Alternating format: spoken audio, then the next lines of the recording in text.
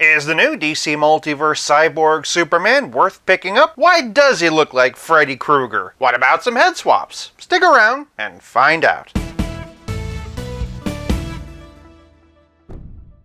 Starting with the packaging, and Cyborg Superman comes in a DC Multiverse window box. This version of the character comes from the New 52 and Rebirth, but we'll talk about that in the next category. And on the back we get some artwork, specifically from Action Comics Volume 2, number 23. We have got a lot to discuss in presentation, but for packaging, I'm giving Cyborg Superman 5 points. Moving on to presentation, and Cyborg Superman stands at a staggering 7 3/4 inches, or 19.5 centimeters. When DC Comics launched the New 52, they used it as an opportunity to refresh a lot of origins, and this is the case here as well. While the classic Cyborg Superman is a gentleman named Hank Henshaw, this is actually someone else. Specifically, this is Zor-El, brother to Jor-El, uncle to Kal-El, and father to Kara Zor-El. In other words, Supergirl's father. In this version of the story, Argo City did not make it, and Brainiac instead found Zor-El and turned him into Cyborg Superman. In a lot of ways, his origin became the template for what they did with Kara on My Adventures with Superman. Repositioning Cyborg Superman as more of a Kara adversary is a cool move, and honestly, Supergirl Reign of the Cyborg Superman is a really good story, and I highly recommend it. But this isn't exactly the version of the character I've been hoping for in action figure form. This is. Even so, this is a version of the character I enjoy, and still a pretty cool looking action figure. If you've read any of his appearances in the New 52 or Rebirth, sound off in the comments and let me know what you think of this version. The broad strokes are there with a bit of McFarlaneization and also a bit of mass market streamlining. In other words, we get lots of panels and tech detail, but maybe not the most nuanced paint job. There is shading in there, but if you recall on April Fool's Day 2023, a bunch of photos leaked of the prototype. It's not entirely fair to compare the finished product to these because, well, for one thing, the prototype always looks better, and for another thing, these weren't technically supposed to be shown to the public, but you can't deny that the darker metal with that silver dry brushing really pops. I would also say that if you don't like this version quite as much, there is a platinum version you can chase after. To my eye, it's closer to the Cyborg Superman I know and love, and I love how the red detailing underneath the metal gives it a more visceral, gory effect. Overall, though, I do like this sculpt. The cape, by the way, is very flexible, and although it might not be as considered as the prototype, that's not to say that there isn't paint detail there. It doesn't quite look like this, but as is, it's still a lot of fun. Balancing the level of quality with the deviations from the source material, and for presentation, I'm giving Cyborg Superman 4 points. Moving on to Posability, and we have a pretty big development to talk about. First things first, and as you'd expect, his head is on a dumbbell joint. He can look up this high, which I'm pretty happy about, and also this far down. Very good, creepy amount of tilt, and all the way around. Moving on down, he can raise his left arm up 90 degrees. The right arm would go higher if not for these spiky bits. Of course, both arms benefit from a nice wibbly-wobbly rotator cuff. They also both have bicep swivel. It's when we get to the elbows that things get interesting. The right arm is only single jointed, but I will say there's lots of nice techie detail in there, and you'll also notice what a deep groove there is. Because of that, you do get a 90-degree bend. The left arm is double jointed, but do you notice anything missing? There are no pins. Instead, this arm uses a system very similar to Mafex. I would be remiss if I didn't point out that McFarlane also did this with Mr. Freeze. Still, the more pinless joints we see coming out of McFarlane, the closer it gets to becoming normalized. The bend itself is nice and deep. It even gets a bit of extra twist. Moving all the way down the arms, and the right hand can merely swivel and hinge, but the left hand has the standard McFarlane wrist ball, so it can swivel and hinge either up and down or side to side. Moving to the middle, and Zor-El has a diaphragm joint and a dumbbell waist. At first blush, I was pretty nervous about this pointy bit getting in the way, but it's fairly flexible. The arch back is good and pretty much exactly what you want to see on a flying character. The hunch forward is a little bit better than usual, but still room for improvement. He does, however, get a wonderful amount of tilt and also twist. Below that, Superman S-Shield belt buckle, and of course Cyborg Superman has the typical McFarlane hips. He can kick a little over 90 degrees, partly due to his upward-facing calf, and as is often the case, he gets a perfect split. No thigh cut, of course, but pretty good amount of twist in the hip. And then moving down, we have double-jointed knees. These do have pins, but moving all the way down in Cyborg Superman has toticulation and more old-school style ankle balls that can swivel, hinge, and like the identity of Cyborg Superman from Hank Henshaw to Zor-El,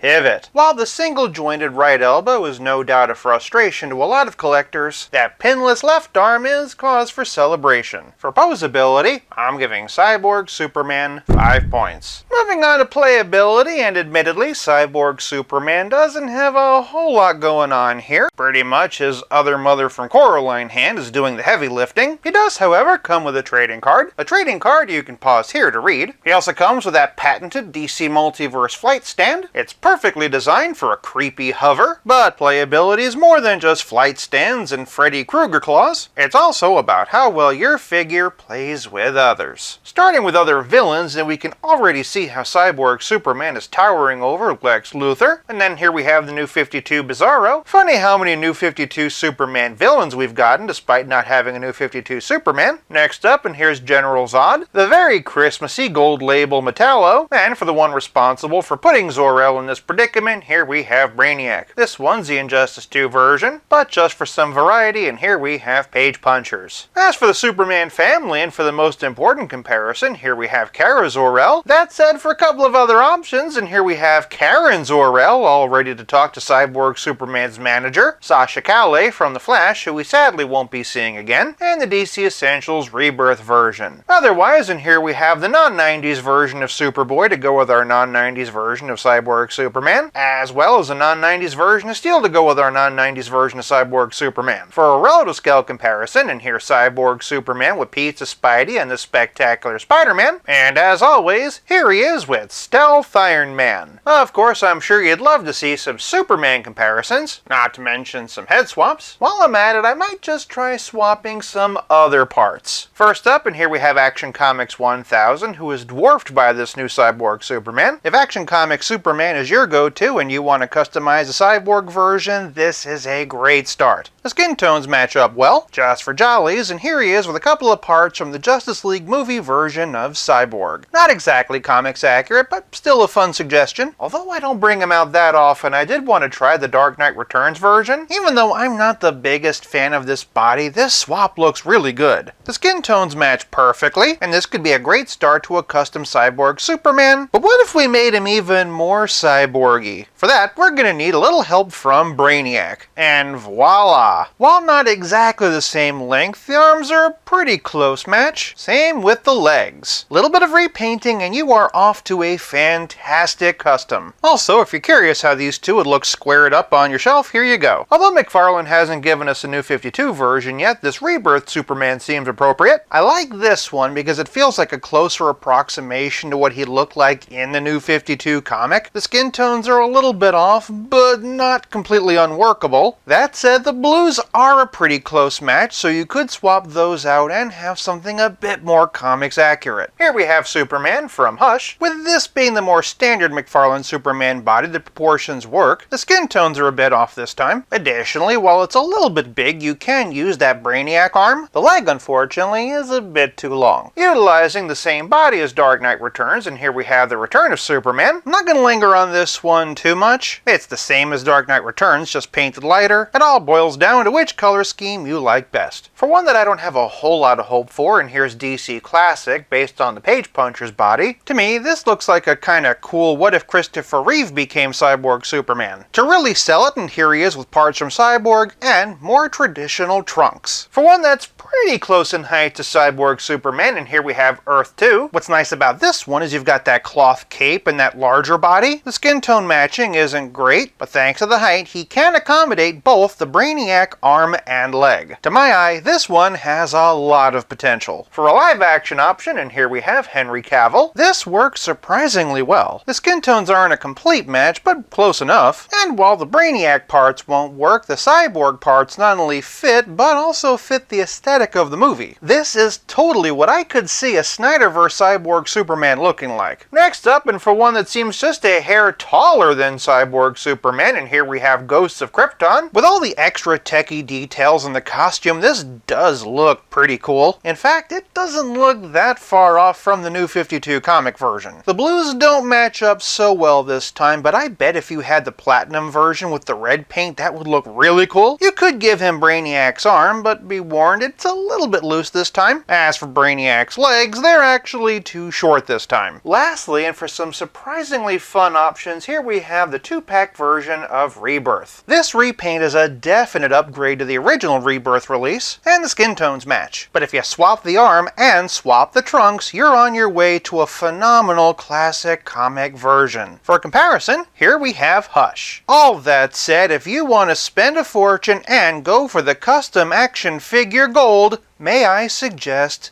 this. We've got the head and torso of Cyborg Superman, the right arm of Brainiac, which matches up perfectly without any painting, the left arm of Dark Knight Returns Superman, the trunks from Earth 2, and the legs from Dark Knight Returns and Brainiac. Swap out a better cape, and this is just about everything we could possibly want. For comparison, here he is with Hush and Action Comics 1000. With so much plastic and especially unique tooling, I get why they didn't give him more. Besides, he's got a lot of great potential for head swaps and customs. He is held back by just how gigantic he is, so for playability, I am giving Cyborg Superman 4 points. This leaves us with nothing left to discuss but the price. I can't say whether or not stores like Target or Walmart are going to sell him for less, but at $22.99 on Big Bad Toy Store, I'm happy. Even if all I wanted to do was use this to make a classic version, it's still less than I would have paid for a custom third-party head. I'm sure that eventually we'll get the Reign of Superman figures that we want. Until then, this is still a unique version of the character that I do enjoy. For price, I'm giving Cyborg Superman 5 points, averaging out to a grand total of 4.6 out of 5. For more Superman-related videos, check out one of these. Until next time, play nice and have fun.